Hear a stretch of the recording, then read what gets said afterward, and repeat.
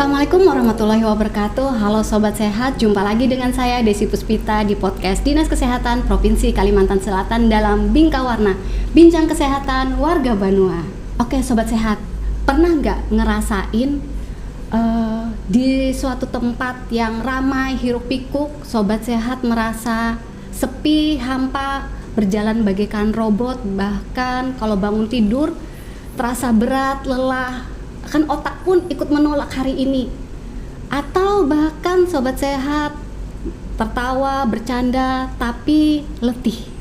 Oke, di sini kita akan bahas kesehatan mental health. Biasa anak Gen Z atau zaman now menyebutnya dengan mental health, yaitu depresi terselubung. Oke, di sini kita akan mengulik, membahas depresi secara detail lagi bersama narasumber yang luar biasa, yang spesial, yang sudah menolong banyak orang keluar dari lorong kegelapan sehingga hidup mereka menjadi lebih berwarna. Kita sapa Dr. Yanuar Sarosa, spesialis kedokteran jiwa. Selamat pagi, Dok. Selamat pagi, Mbak Desi. Oke, kabar baik, Dok? Alhamdulillah sehat. Alhamdulillah baik. sehat. Jadi kita ini mengulik tentang depresi, Dok. Ya. Ya, depresi terselubung ya. Oke, dari judulnya aja udah tentang depresi terselubung ini, Dok. Yeah. Ya. Oke. Jadi mungkin banyak kita berpikirnya depresi itu suatu perilaku yang sedih, murung gitu. Yeah. Tapi ada juga, Dok, sekarang zamannya itu malahan istilahnya tuh anak Gen Z tuh menyebutnya smiling depression, Dok. Yeah. Jadi mereka tertawa tapi sebenarnya hatinya letih, Yeah. sedih gitu, Dok. Boleh nggak, Dok, menjelaskan gimana kondisi depresi itu sebenarnya, Dok, kepada sobat sehat sekali? Oke. Jadi depresi itu adalah suatu entitas gangguan jiwa ya. Oke. Tapi kalau depresi terselubung itu istilah saja sebetulnya. Istilah yang bukan suatu diagnosis, tetapi itu menunjukkan suatu istilah di mana seorang itu sebetulnya mengalami depresi tapi tidak terdiagnosis dengan baik karena memang gejalanya tidak, kalau bahasa kita itu full blown atau gejalanya itu tidak jelas begitu ya. Kalau depresi yang umum itu kan ada gejala-gejala yang jelas, contohnya kayak merasa sedih, murung, sering menangis, kemudian kehilangan minat, kegembiraan. Jadi kalau sekarang itu dia sukanya mengurung diri, tidak mau melakukan aktivitas. Kalau ada hiburan atau diajak nonton, makan di luar, males. Atau mungkin juga capek gitu ya, tadi yang Mbak Desi bilang letih itu kan. Jadi merasa mudah lelah padahal HB normal misalnya ya. Tidak ada gangguan fisik lah, tapi dia merasa kok capek gitu. Nah, itu kan depresi yang khas ya, disertai juga dengan misalnya kurang percaya diri, pesimistik, merasa bersalah, merasa tidak berguna, merasa tidak berharga, gangguan atensi konsentrasi, sulit fokus dalam pekerjaan misalnya. Kemudian ada yang gangguan makan, gangguan tidur, bahkan sampai ada yang berpikir untuk bunuh diri. Nah, tapi kan sekarang itu fenomenanya ada nih orang yang ketawa ketiwi gitu ya, besoknya tiba-tiba bunuh diri katanya gitu kan. Itu, nah inilah mungkin yang sudah kategorinya masuk ke istilah depresi terselubung, yang nama lainnya smiling depression atau nama lainnya lagi itu somatic depression. Kenapa dibilang seperti itu? Karena kalau dibilang smiling depression benar juga. Karena apa? Karena pasien itu biasanya dia tidak menunjukkan gejala yang jelas dari depresinya, tetap ketawa ketiwi, tetap bisa kerja, tetap bisa hangout sama teman-teman, tapi dia merasa itu semua kosong, hampa, dan dia tidak merasa terhibur dengan itu. Bahkan mungkin semakin lama justru menjadi tumpukan stres ya buat dia, sehingga akhirnya dia jatuh betul-betul ke dalam keadaan depresi. Atau disebut juga dengan somatic depression karena orang ini biasanya kalau mengalami gejala itu bukan gejala depresi, tapi gejala fisik. Contohnya suka mual, suka sakit mah, ulu hati, biasanya bilangnya GERD gitu ya.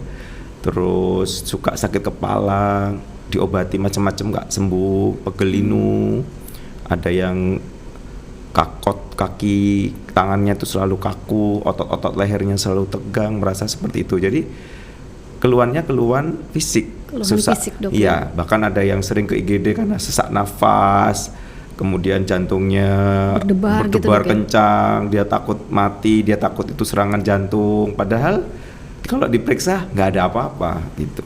Diperiksa secara medis ya kan kita kalau dokter itu di IGD itu pasti ada alat-alat yang untuk mendiagnosis. Betul. Begitu. Kalau misalnya jantung kita harus rekam jantung, nanti kalau misalnya ada keluhan lambung biasanya kita USG dan lain sebagainya. Tapi dokter itu tidak menemukan kelainan apapun, tapi dia tetap mengeluh medis, dok, ya. Dan gejala lainnya akhirnya orang ini cenderung shopping dokter. Jadi apa itu, dok? Dokter shopping itu apa ya? Kayak dokter sana nggak cocok, bukan nggak cocok, kok nggak sembuh, pindah lagi dokter sana. Terus nggak sembuh lagi, pindah lagi dokter sana. Gitu. Sampai dia mendatangi banyak penyakit dalam, misalnya. Penyakit dalam sana, penyakit dalam sini didatangi semua, sudah bahkan ada yang puluhan dokter sudah didatangi. Tapi nggak sembuh-sembuh. Penyakitnya nggak sembuh-sembuh. Karena sumbernya belum ditemukan. Betul, karena sumbernya belum ditemukan. Betul, kalau itu masalahnya asam lambung. Tapi asam lambungnya dari mana gitu kan? Ternyata otaknya yang bermasalah kan. Fisiknya bagus, tapi psikisnya itu loh yang bermasalah. Jadi kalau kita bicara jiwa atau psikis, sebetulnya pusatnya kan di otak. Nah, otak itu kan juga organ, tapi dia juga punya fungsi gitu ya. Tidak hanya dalam artian organnya rusak, kemudian ada masalah, contohnya stroke, itu kan pasti ya karena ada perdarahan atau sumbatan, pasti terus orangnya mungkin gangguan gerakan dan lain sebagainya. Tapi kalau organnya itu juga mogok, tanda petik fungsinya mogok, atau dia tidak teratur, tidak seimbang fungsi otaknya, ya bisa menimbulkan gejala, dan itu yang disebut dengan gangguan jiwa. Jadi kalau di CT scan kan normal aja otaknya, nggak ada apa-apa. Tapi kan itu bukan masalah struktur otaknya. Yang bermasalah itu kan cairan-cairan, hormon-hormon kimia dalam otak itu. Nah, itu yang membuat dia jadi mual, dia jadi perih, kalau orang Banjar bilang padih ya, padi parut ulu hati. Kadang-kadang bahkan sampai ada yang mules, diare, sesak nafas, berdebar, sampai sakit kepala, tegang dan lain sebagainya. Nah, itu yang sering terjadi, gejala depresinya yang ditimbulkan dari terselubung depresi, itu. Ya. Oke, dok. Kalau misalkan nih, dok, kan banyak tuh gejalanya yang depresi. Ada nggak maksudnya tuh batasan? Ini kan anak zaman now, anak sekarang itu self diagnosa. Jadi mendiagnosa sendiri. Karena banyak kan bacaan-bacaan di internet ya. Kalau sedih berarti ini, sini sedih, gini. Terus mudah juga anak-anak sekarang itu, dok, masyarakat pada umumnya sekarang sedikit-dikit lo kena mental health nih, gangguan mental nih langsung, atau langsung ngucapin mental breakdown gitu, dok. Jadi maksud saya itu batasan, maksudnya kan setiap orang mungkin banyak faktor yang mempengaruhi untuk depresi. Membedakan ini memang depresi, ini hanya stres aja kok, kayak gitu. Ada nggak, dok, batasan waktu atau tanda-tanda yang bisa kita ngerti, oh ya saya nih depresi gitu? Ya, batasannya itu harus memenuhi 3 kriteria dulu ya. Ada 3 kriteria. Ya, kita hidup itu kan pasti stres ya, Mbak ya. Jadi kita kerja ya stres, bahkan kita melakukan hobi aja bisa stres gitu sebetulnya ya. Terutama kalau ada hambatan atau gangguan saat kita melakukan hobi gitu. Jadi hal yang harusnya menghibur justru bisa bikin stres juga. Tapi stres itu kan kayak dunia tanpa kuman ya. Jadi nggak mungkin gitu kalau nggak ada stres di dunia ini. Kan setiap orang harus stres gitu dan mengalami stres itu. Karena stres ini punya efek positif juga kan untuk kemajuan kita. Contoh kita mau ujian, itu kan stres sebenarnya. Tapi dengan stres itu kita jadi mau belajar gitu. Nanti ujian jadi bisa lah gitu kan. Itu contoh positif dari stres.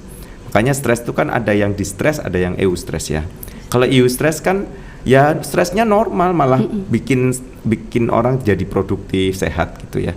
Tapi kalau distress, nah ini memenuhi nanti kriteria 3 kriteria dari kapan kita mengatakan itu memang benar-benar gangguan Depresi gitu atau ya. gangguan, Dok, ya. Yang pertama itu gejalanya.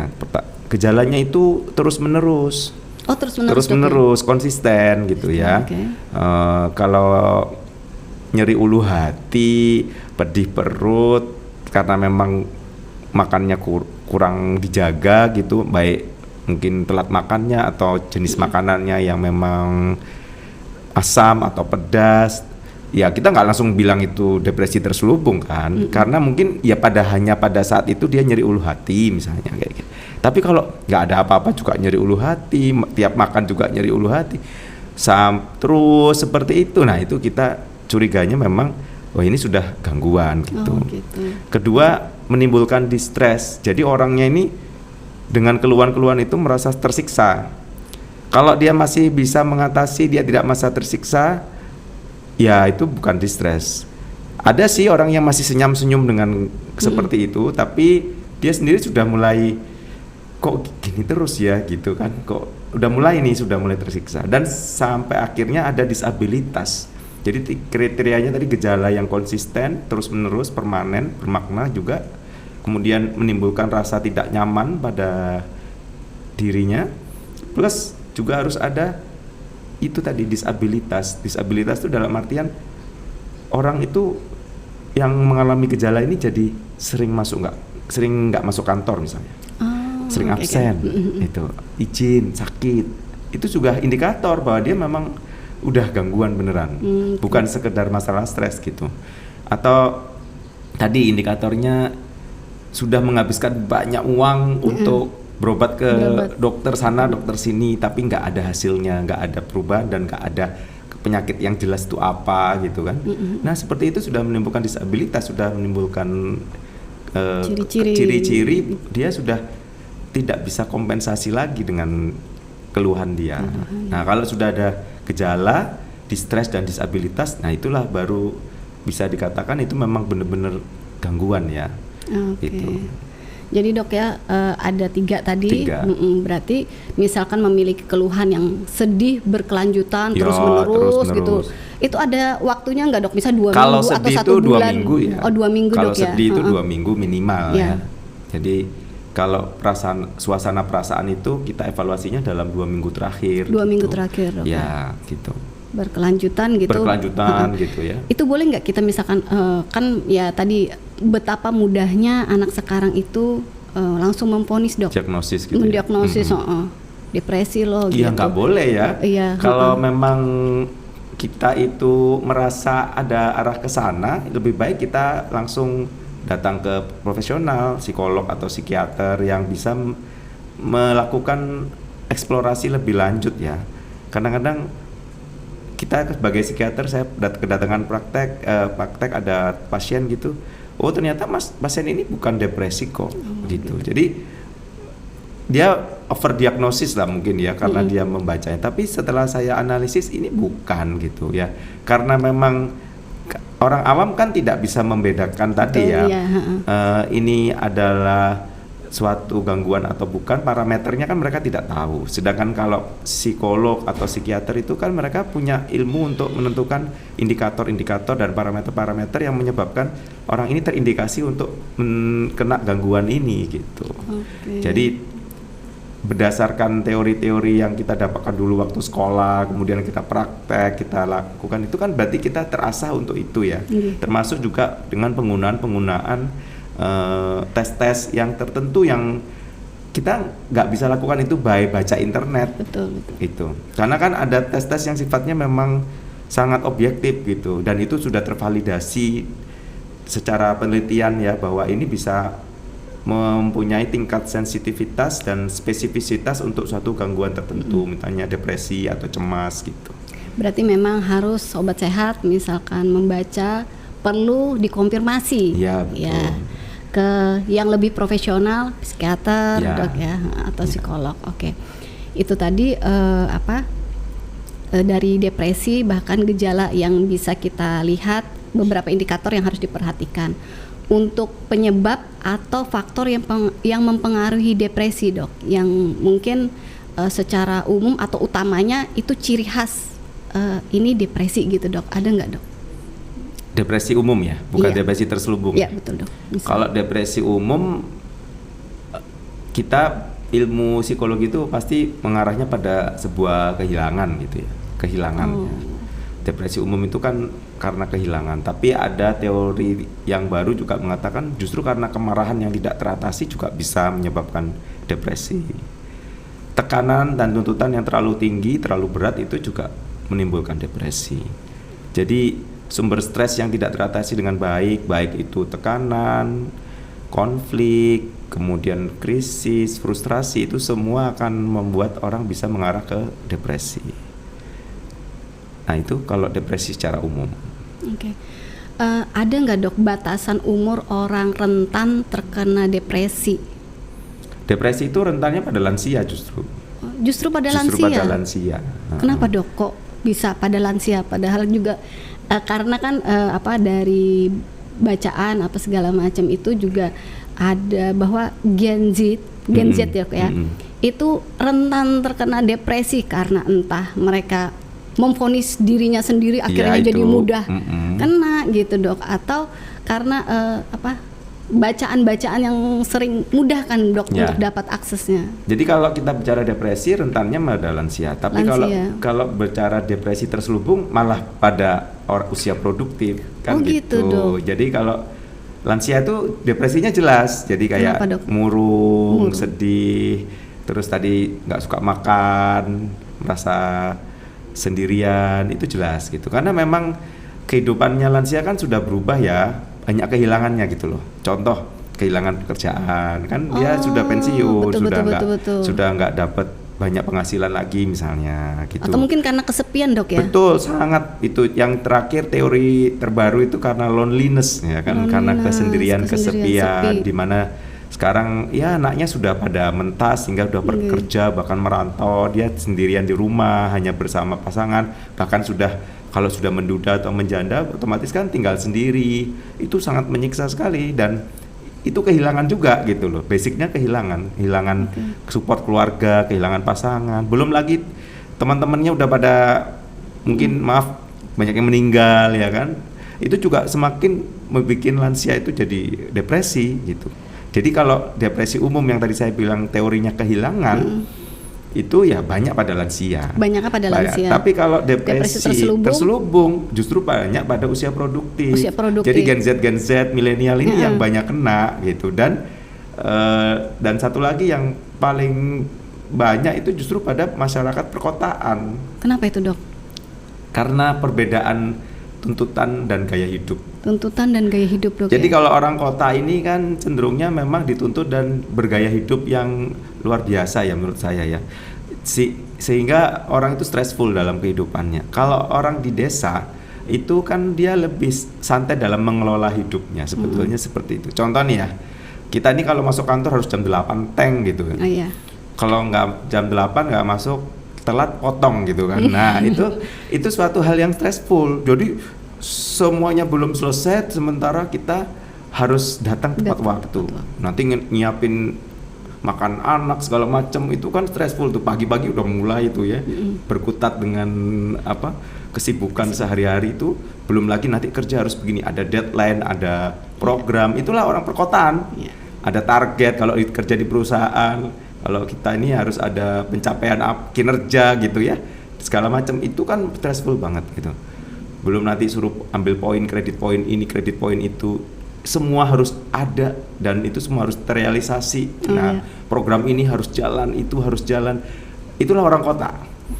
Nah, kalau orang desa dia cenderungnya mungkin dia lebih fleksibel dalam mengatur waktunya sendiri. Dia mau ke sawah itu jam berapa, mau ke kebun jam berapa, dia bisa atur kan. Tidak ada pemotongan, tidak ada hukuman ya kan, tidak ada teguran.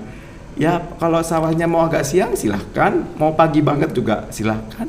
Tekanannya gitu. lebih rendah. Kalau orang perkotaan ya karena gaya hidupnya yang seperti tadi, jadi tekanannya lebih tinggi. Ini dok, kembali lagi kan dokter ada juga mengatakan bahwa depresi itu berhubungan kadang dengan fisik dok. Ini saya pernah dengar nih dok. Apakah benar dok, kita sering lupa itu salah satu gejala ringan depresi dok? Ya, bukan gejala ringan itu ya. Gejala justru. Oh, gejala justru, Iya, Dok. gejala. Bukan ringan ya. Karena kalau dibilang ringan itu malah itu yang jadi fokus yang berat menurut saya. Orang kan terganggunya karena fisiknya, bukan karena psikisnya kalau depresi terselubung itu. Jadi yang bikin dia absen masuk kantor apa? Sakit mahnya, sakit GERD-nya, bukan tekanan batinnya kayak itu. Karena sebetulnya dia secara alam bawah sadar tidak menyadari juga kalau dia itu depresi kan. Yang muncul kan yang keluhan fisiknya ini. Jadi keluhan fisik ini justru yang menjadi penyebab terberat ya kalau kita terjadi disfungsi dalam kehidupan. Jadi pasti ada penurunan performance ya, penurunan kinerja, penurunan kapasitas mental itu ya justru karena keluhan fisiknya ini. Oh gitu dok ya. Itu justru bukan karena core-nya faktor ya. Dok, faktor usia maksudnya Ya karena pasti udah tua gitu jadi faktor lupa itu gitu. pasti ya.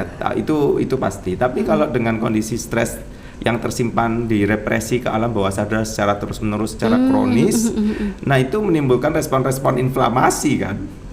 Nah itu menimbulkan respon peradangan dalam tubuh. Nah peradangan dalam tubuh salah satunya ya mungkin lambung, mungkin di kepala, mungkin di otot dan lain sebagainya gitu. Terus ini dok, depresi itu kan dipengaruhi dari berbagai aspek dok ya. Ya. Mungkin nggak dok itu berasal dari misalkan pola asuh atau dari historical terdahulu Ya. untuk memicu itu mungkin nggak dok kayak gitu? Dia sebagai predisposisi ya. Oh, predisposisi. Kalau pemicu itu kan sesuatu yang saat ini terjadi dan itu mencetuskan sesuatu ya. Trigger gitu. Jadi kalau ini dia itu sebagai faktor predisposisi. Predisposisi itu faktor yang bisa memberikan kecenderungan atau risiko di kemudian hari.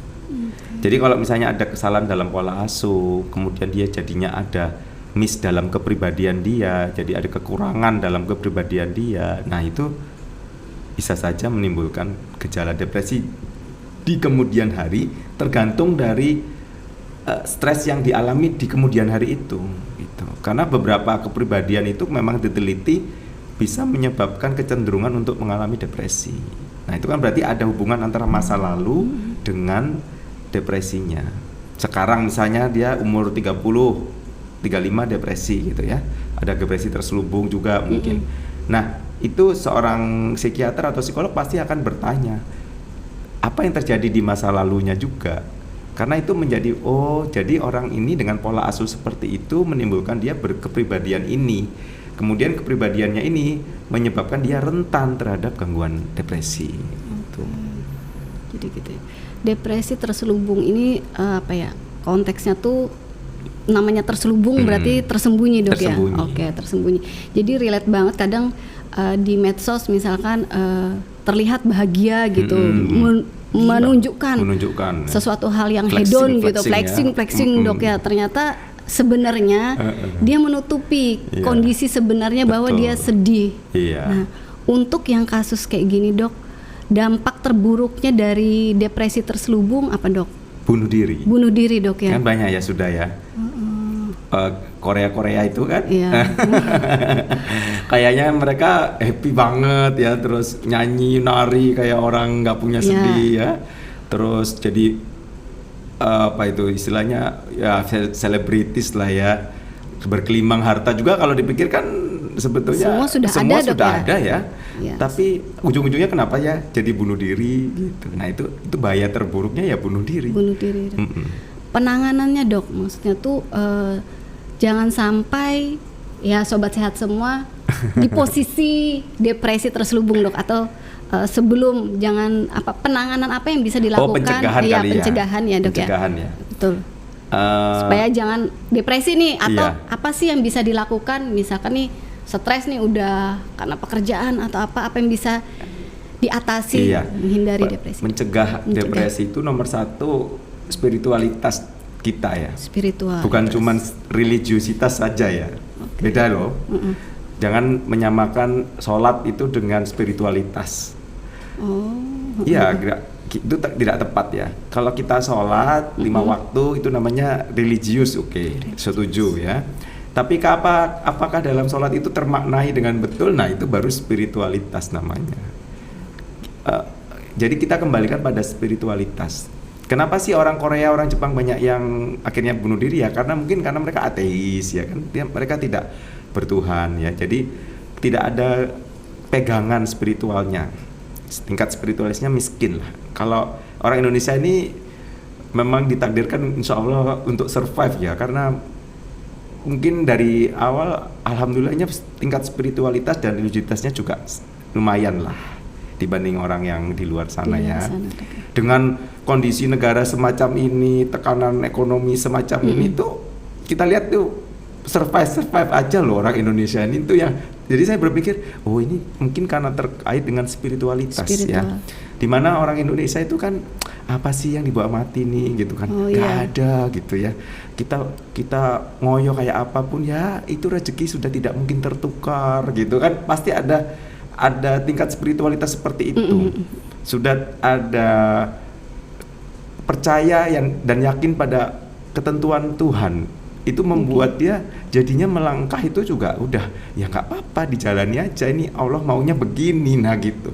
Lebih bersyukur akhirnya apapun yang terjadi, akhirnya dia sangat respectful, bersyukur dengan dirinya, dengan hidupnya, dengan kondisi yang dia alami. Itulah orang Indonesia ya. Ya alhamdulillahnya di situ. Jadi kenapa orang Indonesia itu lebih banyak yang survive dengan kondisi seperti ini ya karena memang tingkat spiritualitasnya tinggi, dan itu kita juga harus practicing ya. Jadi kita harus mempraktekkan spiritualitas itu dalam kehidupan kita. Nah, itu akan meningkatkan daya tahan mental. Kedua, kita harus atur gaya hidup, lifestyle Dok ya. Iya, itu kan kalau kita bicara stroke, kita bicara gangguan jantung, pasti dokter semua bilangnya lifestyle.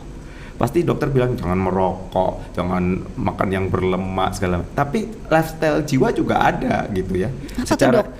Ya lifestyle jiwa ya. Iya. Yang pertama tadi ya spiritualitas ya. Jadi misalnya kita ibadahnya gimana? Udah bener, udah sesuai aturan apa belum, dan sudah memaknai apa belum? Itu kan lifestyle ya. Jadi kan ibadah itu sebagai kebutuhan, gitu ya. Bukan sebagai kewajiban semata misalnya. Terus lifestyle untuk jiwa itu misalnya pernah nggak kita refreshing atau healing? Itu kan kadang-kadang di tengah kesibukan ini jarang refreshing, jarang healing. Kalau healing itu kan istilah yang salah kaprah ya. Sebetulnya healing itu kan harusnya dengan terapis.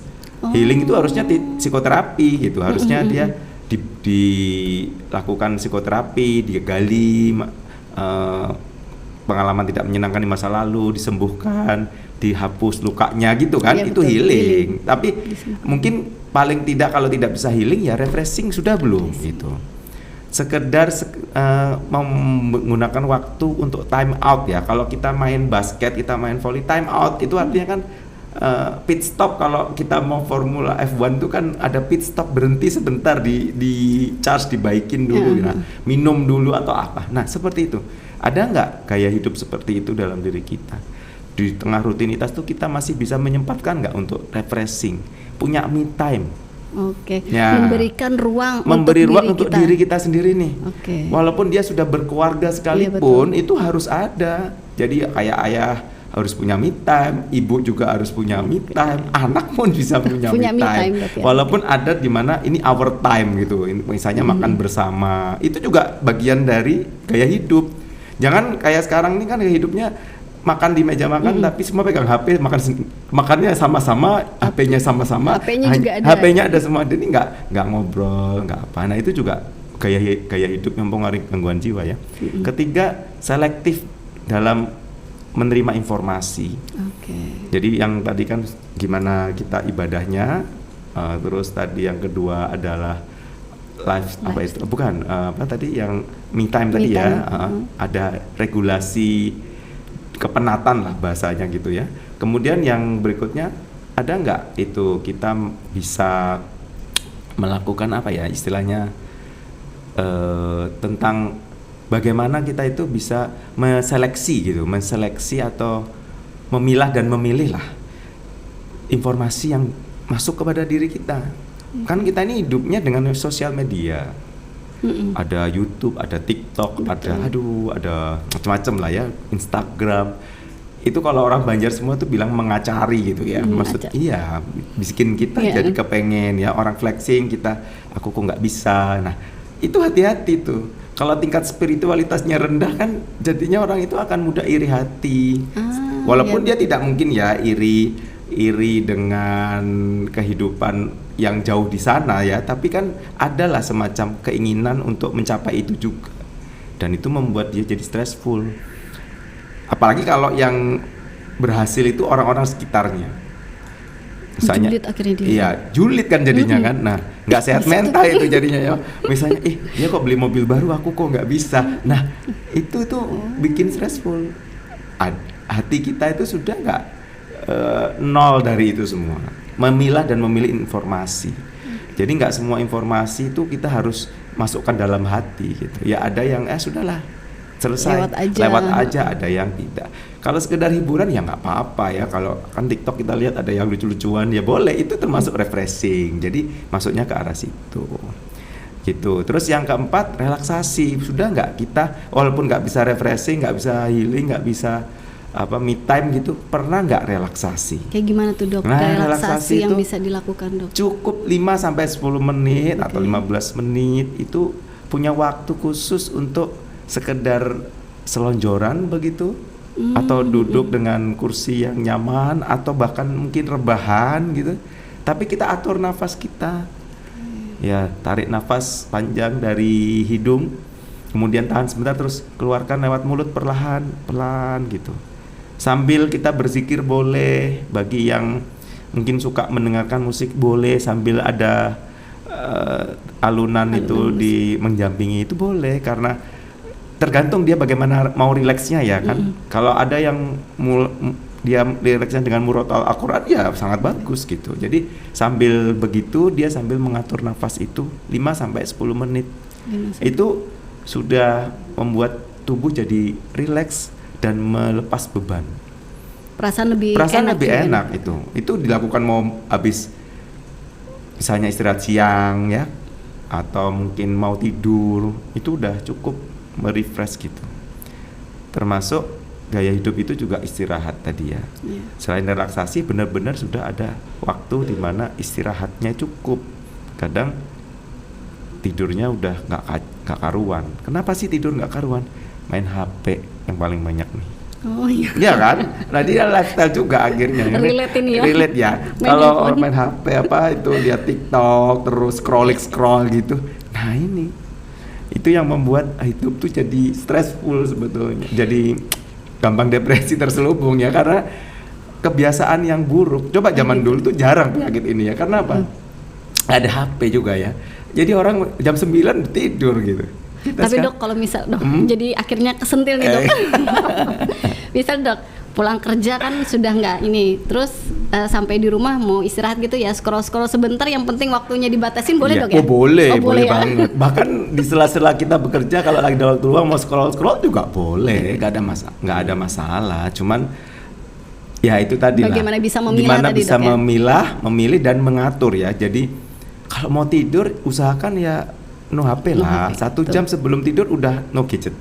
Itu sudah dipersiapkan tidurnya itu. Ada yang mau wudhu dulu boleh, gosok gigi kan gitu ya, cuci tangan, cuci kaki kayak anak-anak kecil kita ajarin dulu, itu benar banget ya. Terus ada yang mungkin ngaji dulu, itu sangat boleh. Ada yang baca buku-buku motivasi dulu boleh, tapi no gadget gitu loh. Karena semua itu akan menuntun kita pada ngantuk kan sebetulnya. Kalau gadget itu otak terstimulasi untuk melihat lagi what next. Okay. Apalagi yang scroll itu. Habis ini apa? Habis ini ada apa? Jadi penasaran. Tapi kalau yang kayak buku tuh nggak akan penasaran ya, karena ini pasti jawabannya ini udah. Terus ada juga yang main HP, kemudian main HP itu main laptop, apapun lah gadget itu. Nah itu yang jadi dengan alasan bekerja. Ya kalau bekerja oke lah, begadang sekali-kali untuk menyelesaikan pekerjaan nggak apa-apa ya. Tapi kalau tiap hari ya itu yang bisa berisiko menimbulkan gangguan. Baik jiwa maupun fisik ya. Orang begadang terus bisa resistensi insulin kan, bisa diabetes. Gitu. Jadi saling terkoneksi dok ya, Iya. dengan dampak yang kita lakukan. Betul. Perilakunya. Oke. Jadi menarik nih. Jadi saya mikir itu kalau lifestyle itu ya lifestyle dalam hidup, ternyata Iya. jiwa punya lifestyle juga. Iya, jiwa juga punya lifestyle. Benar. Kalau fisik kan lifestyle itu tidak merokok, Iya. berolahraga gitu ya. Betul. Terus apa makanan seimbang dan bergizi gitu-gitulah. Tapi kalau jiwa ya itu salah satu yang bisa. Walaupun lifestyle-nya fisik ini juga kita bisa lakukan untuk kesehatan jiwa loh. Jadi kayak makanan yang banyak serat itu kan sebetulnya memperlancar pencernaan, bagus untuk kondisi otak gitu. Iya. Ya karena memang ususnya jadi bersih.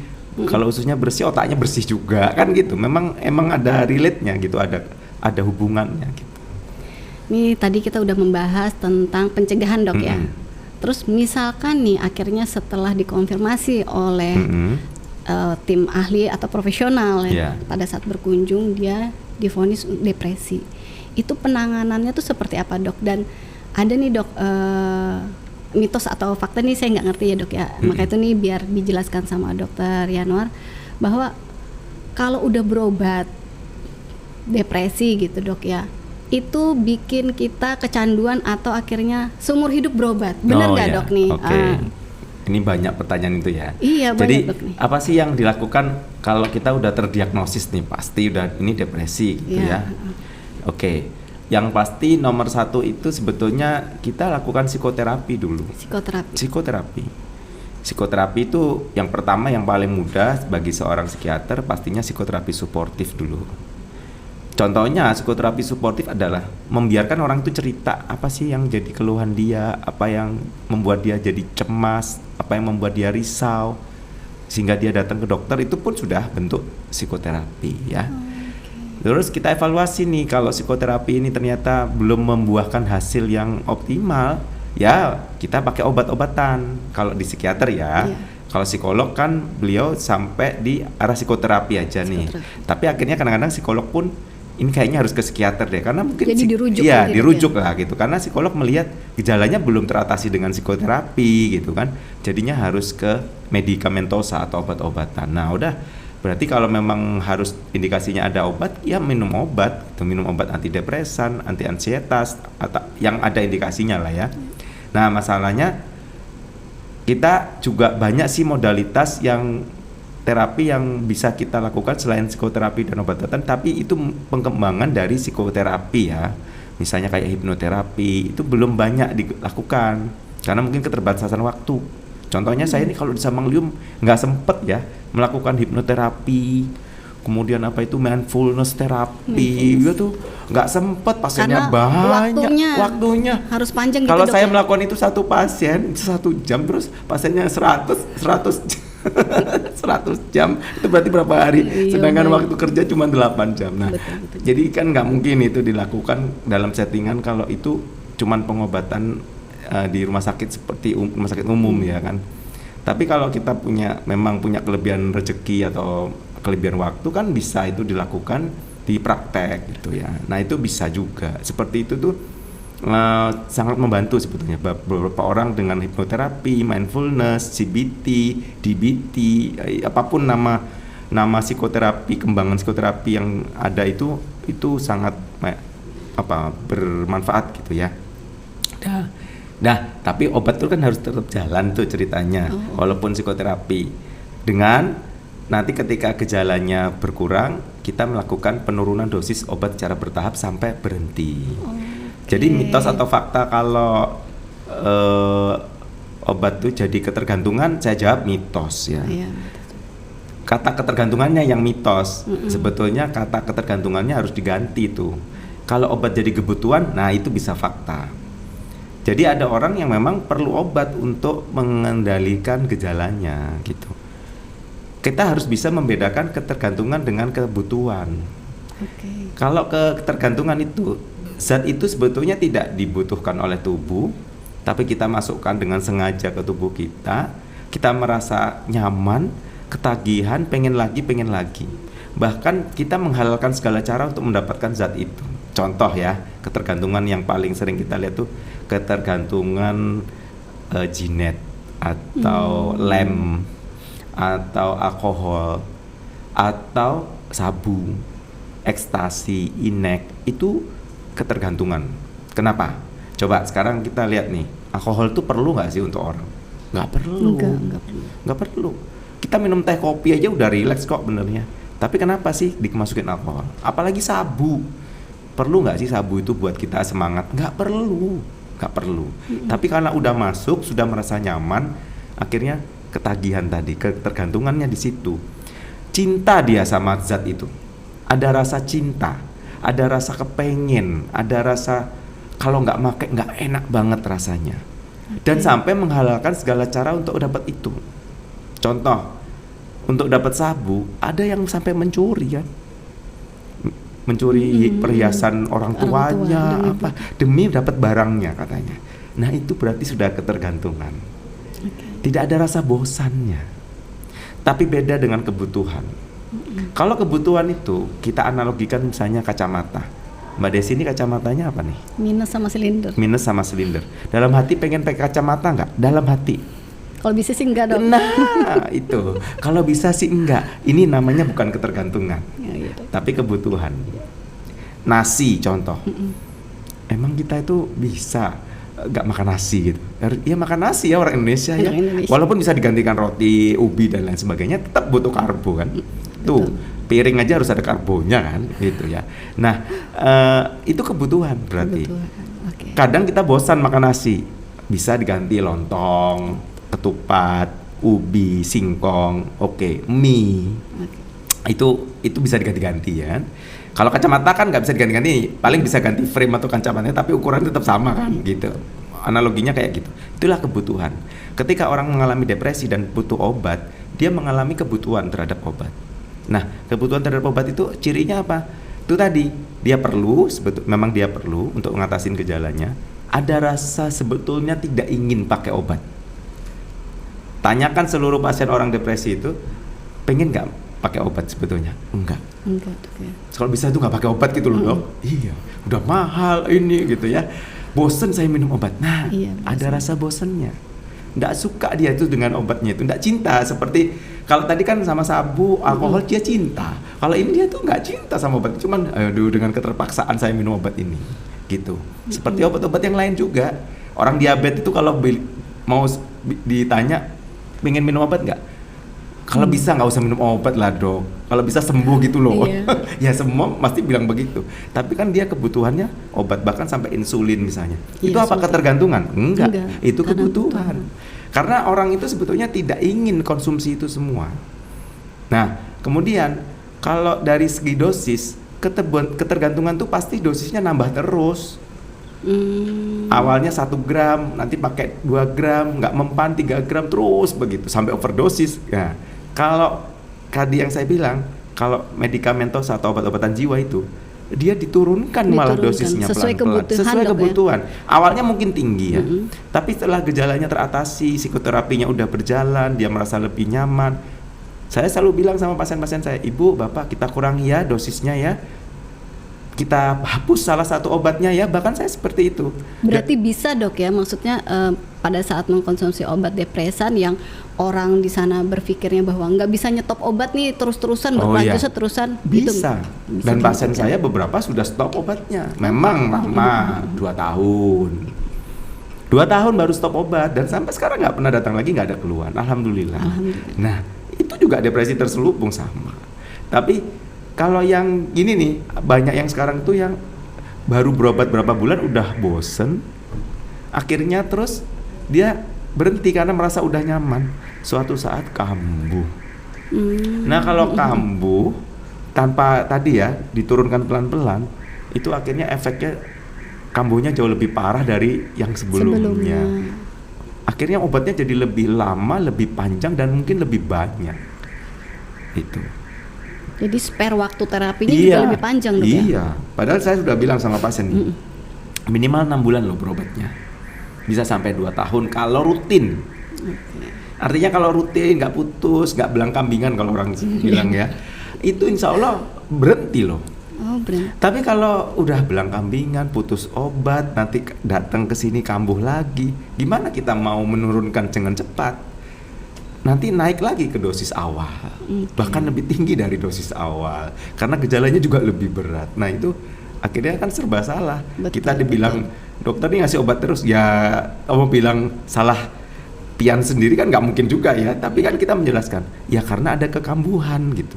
Kekambuhannya karena putus tiba-tiba. Padahal kan kita rencanakan nih dalam 6-2 tahun itu obat tuh bisa turun dosis bertahap. Saya itu kalau menurunkan dosis itu 1 mili loh. Oke, misalnya awalnya ya? 10 mili ya, gitu betul. ya. Saya turunkan 1 mili, bulan depan 1 mili, 1 mili gitu. Ya memang lama. Itu kalau obatnya 1 ya, obatnya 3 berarti masing-masing 1 mili, nanti bulan depan ini yang diturunkan 1 mili, seperti itu. Jadi itulah yang membuat orang jadi kayaknya ketergantungan, padahal bukan. Kebutuhan dok, ya? Dan kita bisa sesuaikan. Seperti nasi tadi, kalau kita awalnya memang aktivitas banyak, makannya banyak, tapi kan pada saat ini mungkin kita pengen diet, boleh kan diturunkan dosis nasinya. Betul. Awalnya sewancuh gitu, 1 kaut penuh mengisi sejubung bahkan ya. Tapi sekarang kita bisa 3 sendok makan nasinya, yang banyak buah dan sayurnya misalnya. Nah itu bisa diatur. Jadi dosis itu bisa dikurangi sampai akhirnya ada loh orang yang berhasil nggak makan nasi kan. Coba ada beberapa influencer kita yang dia bilang saya sudah stop nasi gitu. Berarti bisa kan. Padahal nasi itu kebutuhan loh. Digantinya gitu. Diganti dengan karbo yang lain yang lebih mungkin indeks glikemiknya lebih rendah. Sama obat juga cuman diganti psikoterapi kan bisa. Jadi cuman datang cuman untuk curhat, relaksasi, hipnoterapi tanpa obat lagi. Nah gitu itu juga bisa. Dan itu bisa 3 bulan sekali, 6 bulan sekali baru datang lagi ke dokter. Kan enak. Ringan di dompet juga, terus waktu juga banyak termanfaatkan daripada harus ke dokter, dan kita lebih produktif ya mungkin kayak gitu. Oke, jadi kalau udah terdiagnosa nih depresi, berarti minimal paling tidak 6 bulan dok ya? Minimal 6 bulan. Iya. Dosis karena untuk menurunkan dosis itu butuh waktu minimal 6 bulan, tergantung juga perbaikan gejalanya. Kondisi dari pasiennya tersebut. Memang individual ya, responnya tiap pasien tidak sama. Gitu. Ada nih dok istilah yang kayak misalkan ini kan sudah nih depresi, terus pasca depresi dok, ini udah bisa beraktivitas, sudah tidak menimbulkan dampak pada diri gitu. Ada nggak dampak lagi dari setelah depresi? Itu tadi mungkin kambuh dok ya? Apa istilahnya kambuh itu? Relapse ya. Relapse. Itu depresi. Mungkin terjadi gitu dok ya? Mungkin ya kalau dia misalnya tadi putus obat, tiba-tiba itu juga bikin relapse ya. Kemudian obatnya sudah sesuai anjuran dokter, pokoknya sampai stop, sampai kata dokter udah nggak minum obat lagi.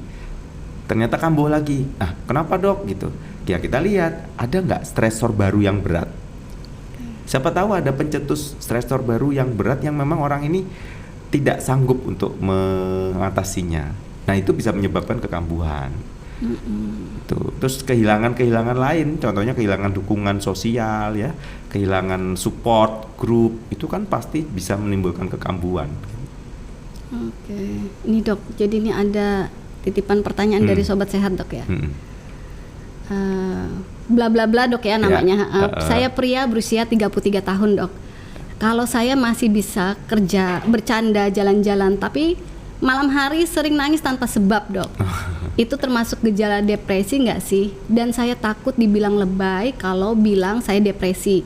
Tapi kok hati rasa kosong terus dok, padahal hidup saya baik-baik saja. Ini gimana dok? Ya ada sign ke depresinya, maksudnya tanda depresinya ada, gitu. Ada. Tapi kan itu cuma tanda gejala, belum tentu suatu diagnosis kan. Harus konsultasi nih. Jadi kalau kayak gitu tuh kita harus hubungkan dengan psikolog atau psikiater.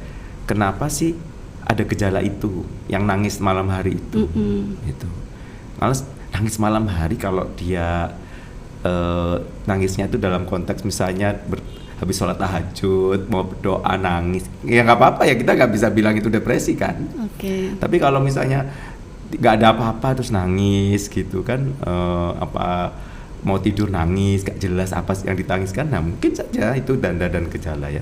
Makanya harus secara spesifik harus bisa dianalisis oleh profesional. Jadi nggak bisa didiagnosis lewat podcast ya. Berarti sarannya dok? Sarannya temuin psikolog atau psikiater, konsultasikan itu gejalanya gimana sih, intensitasnya, frekuensinya, supaya jelas gitu kan. Kalau dari titipan pertanyaan kan kita nggak jelas nih, nangisnya seberapa, apa yang ditangiskan, ini masih banyak pertanyaan ini kan gitu. Dan dia juga jangan menstigma bahwa takut dibilang lebay, malu, stigma itu dihilangkan. Itu hilangkan ya. Stigma itu jelas ya, orang gangguan jiwa ini menstigma dirinya sendiri mas. Oh gitu dok. Iya. Jadi dia takut ke psikolog atau psikiater. Takut dibilang lebay, takut dibilang gila, bukan hanya cuma lebay gitu ya. Kalau lebay masih mending, dia bilang gila nanti saya. Kalau ke psikiater, ke dokter jiwa itu nanti saya dibilang gila. Padahal saya kan nggak gila. Ya siapa yang bilang kamu gila gitu ya. Jadi pikirannya sendiri akhirnya dia gitu. Jadi. Emang kalau laki-laki nggak boleh nangis gitu? Ya nggak apa-apa. Nah laki-laki menangis itu kan apa hubungannya? Itu kan karena doktrin masa kecil tuh. Laki-laki harus nggak boleh cengeng, nggak boleh nangis, harus kuat gitu ya. Tapi kan laki-laki juga manusia. Justru betul. Kalau nangis tuh justru bagus loh sebenarnya untuk rilis stres ya. Dan secara spiritual tuh untuk melunakkan hati loh ya. Maksudnya supaya hati kita tuh nggak keras. Silahkan menangis gitu. Kalau kita mudah tersentuh dengan sesuatu itu bukan hal yang lebay kan.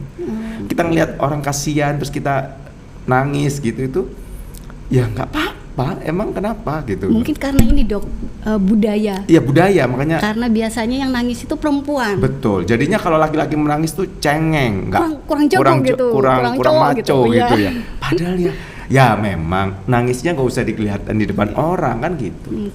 Kalau tapi memang perlu dok ya. Perlu relief stress untuk nangis itu perlu.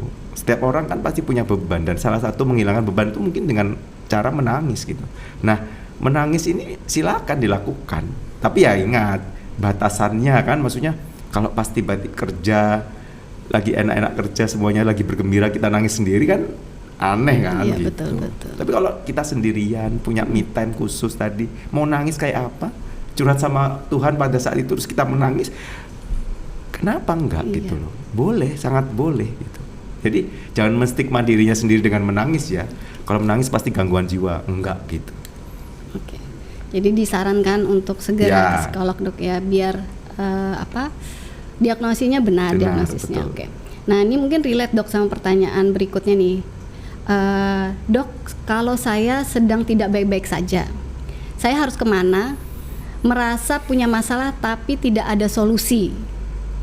Ini relate dengan pertanyaan ini yang pertama, berarti memang harus ke profesional. Ke profesional dok ya. Tergantung masalahnya apa, ya kan? Iya betul. Nggak semua masalahnya baik psikiater kan. Kalau masalahnya itu utang piutang ya ke ahli ekonomi kali ya, ya kan gitu ya. Kalau masalahnya perkawinan coba ke KUA BP4 kan memang ada bidang-bidangnya tersendiri. Kalau memang masalahnya itu masalah pendidikan kan ada konselor pendidikan. Betul. Jadi manfaatkan orang-orang yang punya itu gitu ya. Ya nomor satu pasti semua itu adukan pada Yang Maha Kuasa. Tapi di situ kan kita diberikan oleh Yang Maha Kuasa itu pikiran untuk kemana saya bisa sama manusia ini bisa sharingkan masalah saya supaya saya juga mendapatkan, siapa tahu itu kan jalan Tuhan untuk kita ya. Jadi maksudnya kalau Tuhan memberikan petunjuk misalnya dengan ya digerakkan hatinya untuk ke psikiater, digerakkan hatinya ke konselor misalnya. Nah itu kan berarti emang jalan Tuhan untuk ditemukan dengan manusia yang lain yang bisa membantu dia. Nah dan itu harus tepat, maksudnya jangan masalah rumah tangga nanti ke ahli nujum paranormal untuk menyelesaikan masalah pakai nggak pas gitu lah. Jadi ya tergantung masalahnya apa, siapa kira-kira profesional yang bisa membantu menangani itu. Gitu. Nah ini dok, ini luar biasa banget insight-nya untuk sobat sehat yang sangat bermanfaat dok ya. Mudah-mudahan, jadi jangan sampai kita salah dalam memvonis atau mendiagnosa dok ya, datang ke profesional. Pesan nih dok untuk sobat sehat Banua yang terkadang ada juga stigma takut misalkan ke psikiater. Apa nih dok pesannya dok supaya sobat sehat jangan sungkan untuk ke psikiater dan berobat untuk kesehatan mental jiwanya dok? Ini pesan seorang psikiater ya, tidak ada kesehatan tanpa kesehatan jiwa. Iya kan? Betul. Jadi kalau kita ini cantik, ganteng, tapi kalau gangguan jiwa kira-kira gimana coba? Sampai hari ini nggak ada tuh kantor yang mau mempekerjakan ya kan? Maksudnya pasti dicap sebagai orang yang bermasalah, tidak diberikan posisi, tidak diberikan promosi ya kan? Seperti itu pasti. Karena dia gangguan jiwa gitu. Beda loh dengan orang yang disabilitas fisik. Mohon maaf, contohnya orang yang mungkin amputasi, tapi tangan dan otak dan pikirannya masih bagus. Dia bisa datang dengan kursi roda, dia bisa datang dengan krek gitu, tetap bekerja. Ya, kayak saya pasien tuh ada yang kakinya diamputasi karena kecelakaan, tapi dia tetap bekerja nih di sekolah sebagai guru. Mengajar. Nah itu kan berarti gak ada masalah dengan fisik ya. Fisik itu kalau sakit tuh masih bisa diharapkan ya, sampai benar-benar memang dia lemah dan akhirnya harus meninggal ya, itu masalah yang lain. Tapi kalau jiwa bermasalah itu kayaknya gak ada harapan gitu loh. Hidup segan mati tak mau, karena tidak dipakai sama orang, karena tidak dilirik sebagai orang. Cari jodoh juga susah ya kan, pasti mertuanya mikir-mikir gitu kan, loh anak gangguan jiwa gini, nanti kalau kawin sama anak saya, cucu-cucu saya gitu juga gimana? Nah pasti kan. Maka terlepas dari stigma dan diskriminasi, memang tidak ada kesehatan tanpa kesehatan jiwa. Jadi bagi yang merasa punya masalah atau gangguan, silakan segera menghubungi profesional kesehatan jiwa. Itu psikolog kah atau psikiater kah, terserah. Yang penting Anda dapat assisting, Anda mendapat bantuan. Karena kita semua itu kan makhluk sosial, jadi kita memang kadang-kadang memang memerlukan bantuan orang lain. Mungkin mereka yang bisa menentukan alurnya bagaimana dalam pengobatan, penyembuhan dan lain sebagainya. Sedangkan kita kan tidak punya pengetahuan yang cukup tentang itu. Ya kayak saya nih dokter, tapi kalau sakit, misalnya sakitnya di daerah organ tertentu, kan saya harus larinya misalnya ke dokter tertentu. Betul. Contoh, saya sakit mata, ya saya ke dokter mata. Saya sakit THT misalnya telinga atau apa, ya kan ke dokter THT. Walaupun saya seorang dokter sekalipun, kadang-kadang saya tidak tahu loh terapinya apa ya yang sekarang, kan gitu ya. Kan itu semua updating ya, ilmu kedokteran itu kan berkembang. Dulu obatnya ini, sekarang nggak boleh lagi, obatnya ini lagi, kan kayak nggak tahu gitu. Nah jadi jangan self diagnosis dulu lah ya. Kalau memang mungkin boleh kita membuat semacam assessment diri kita sendiri boleh, tapi jangan saya pasti kena ini, enggak. Kata-kata pasti itu nggak boleh. Mungkin ya saya ada benernya ke sini, tapi saya harus meyakinkan dulu deh, apakah harus ke psikolog atau psikiater untuk menentukan saya ini sebenarnya kenapa gitu. Nah itu jangan malu, jangan takut. Anda bukan orang gila kok kalau Anda berkunjung ke profesional kesehatan jiwa.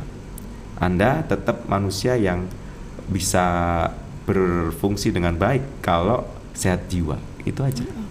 Jadi sehat jiwa itu penting ya, bukan cuma sehat fisik. Kita jaga kesehatan jiwa kita sama-sama, itu aja. Terima kasih Dr. Yanuar untuk berbagi insight yang luar biasa. Dan buat sobat sehat semua, jangan lupa klik subscribe, like, komen, dan share video ini biar kamu gak ketinggalan obrolan-obrolan penting lainnya. Sampai ketemu di episode berikutnya. Terima kasih Dr. Yanuar.